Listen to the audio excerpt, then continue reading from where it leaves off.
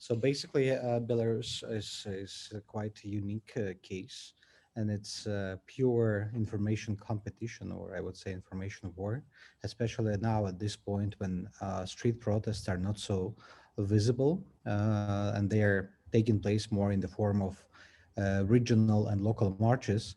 So the main battlefield is social media platforms, websites. And here we can see three major players, stakeholders. On one hand, it's pro-Lukashenko's pro-government propaganda.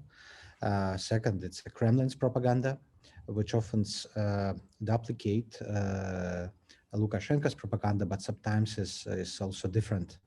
And objective information and democratic, I would say, propaganda in a good sense, because somehow, or counter propaganda most often.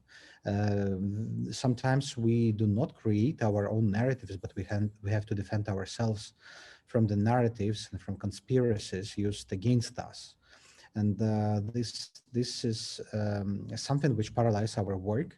And many conspiracies that are launched against us, they actually aim not to discredit us, not to destroy our reputation or image, but very often just to make us very busy in trying to defend or explain ourselves. Besides ordinary conspiracy, they are waiting for mistakes. And any mistake you make, any word you use, anything that can be mistreated or misunderstood, our adversaries are using very actively. Just an example, a few days ago, Sviatlana Tsikhanouskaya, my boss, she gave an interview to Swiss Le Temps, and she was explaining why people do not see large marches, large protests in downtown of Minsk. And she explained, yes, that we have lost the street at the moment.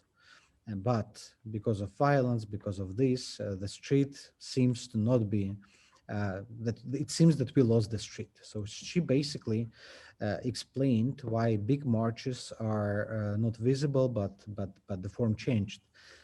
For Russian Kremlin's and Lukashenko's propaganda, that was enough to launch the worldwide campaign with the headline, Sviatlana Tsikhanouskaya, we lost the street. And it entirely covered, fulfilled, overwhelmed all the world media, and it made us, it forced us to excuse and to explain that we do not lost and it's not the capitulation.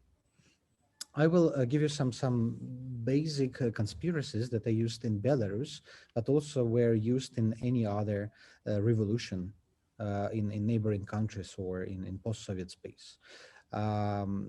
This set of narrative was used in Georgia. It was used in Ukraine during the Revolution of Dignity, and it's still being used in Belarus. So the most important, that the protest itself, it's not independent, it's not genuine, it's not authentic. So it is all funded by the US, EU, CIA, or NATO. And this might seem obsolete for many of you, but not for people of Belarus. And I was surprised how many babushkas, unfortunately, they still are buying this explanation that protesters, 500,000 protesters coming on the streets, they are paid. And it's interesting that in order to support this narrative, they were changing the set of countries reportedly paying for the protest. In the very beginning of the revolution in August, there were Czechs and Dutch who were paying protesters. So we made jokes that, how many, urgent message, Czechs are asking to not go to streets because they don't have more money to pay all of you. Later, they changed this set of countries to Lithuania, Poland, and Ukraine, that they are paying and supporting this protest. Then, of course, United States, which is the easiest one because you can blame United States for everything. The second, the motivation conspiracy theory, that people can't protest because they disagree. They all steal money. They all do this for money. And now, when Lukashenko forced democratic leaders to leave the country, to flee, like Tsikhanouskaya, that she's living in Vilnius and she's stealing money, and it's her only motivation. It's difficult to strengthen this narrative because, in case of Tsikhanouskaya, which was not involved in politics till last year, and very sincere and honest personality, when you blame her that her only will is to steal money while her husband is in jail, it's not efficient enough. Regarding other protest leaders, democratic leaders, it works. The third idea, which they try to push on Belarus, that's motivation. That's not motivation, but the aggression. We are trying to be peaceful and non-violent, as you know, but still on all propaganda channels, they repeat that they all blood and violence. They want to be killed. They need sacrifice. They say they use sacral victim. When Roman Bondarenko, the young activist, was killed by Lukashenko's cronies, he was just in his yard near his house, and several persons close to Lukashenko, they came and killed him, and because he was put in white ribbons.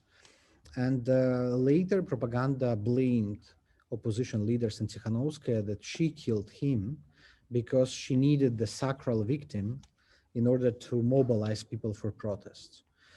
It's very, very cruel, but unfortunately, it also works with the specific groups of population.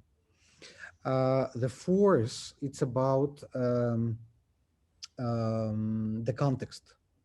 So they say that these people who are on the streets, they do not create, but they destroy.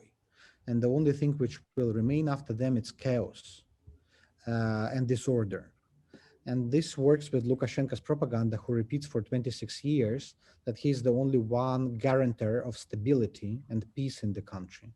So he's trying to build this contrast between stability, which means no changes in the country, and the chaos implemented and brought by these protesting guys. And two smaller, weaker narratives. One is nationalism, which worked somehow in Ukraine during Maidan protests, which is not a very strong case in Belarus revolution at this moment, because the revolution is not geopolitical, it's not pro-European, and definitely not nationalistic. But they used Belarusian flag, white flag, used by the opposition, by protesters, and they explained that this flag was used by Nazi during the occupation. They ignore the fact that basically all the nations in post-Soviet countries and during the occupation, the occupants, they were using the traditional national flags. But this is multiplied, amplified by all propaganda channels. So they are trying to say that all the protesters are nationalists or Nazis because they use the flag which was used by Nazis. And they don't care that this flag has deep roots from Middle Ages. This a few years of Nazi occupation is enough for them to blame the whole symbol. And if I may, the last minute I'll take. So that's about the general narratives and conspiracies that they're trying to seed. It works much better if it is distributed through multiple channels with some variation. So even if one channel is not trusted enough, multiplied, amplified by channel on other social network, perhaps in the different variation, it's supposed to strengthen the doubt. It's not about making you trust entirely. It's about seeding the doubt. Oh, perhaps this flag or this symbol is really Nazi.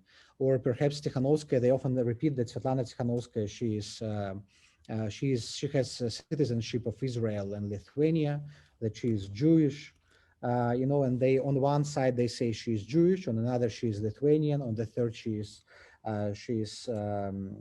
Israeli passport owner. And as a result, people just began doubting and these gossips, they create a mistrust.